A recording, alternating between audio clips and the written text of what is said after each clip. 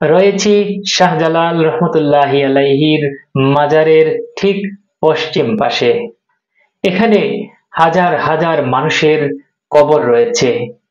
দেশের বিভিন্ন জায়গা থেকে অনেক মানুষের চির ঠিকানা হয়েছে এই মাটির নিচে।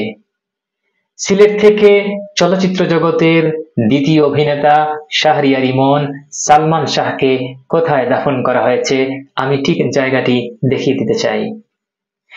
আপনারা দেখছেন চতুর্দিকেই কিন্তু কবর রয়েছে। এটি হচ্ছে শাহরিয়ার ইমন সালমান শাহের কবরস্থান। শাহজালাল মাজারের ঠিক পশ্চিম পাশের উঁচু টিলাতেই কিন্তু তাকে দাফন করা হয়েছিল তার মৃত্যুর পর 1996 ইংরেজিতে। শাহরিয়ার ইমন সালমান শাহের সিলেটের বাসভবনের ভিডিও আমরা একদিন দেখাবো ইনশাআল্লাহ।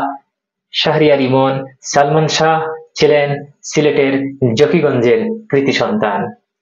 তিনি চিরনিদ্রায় শায়িত রয়েছেন শাহজালালের মাটিতেই।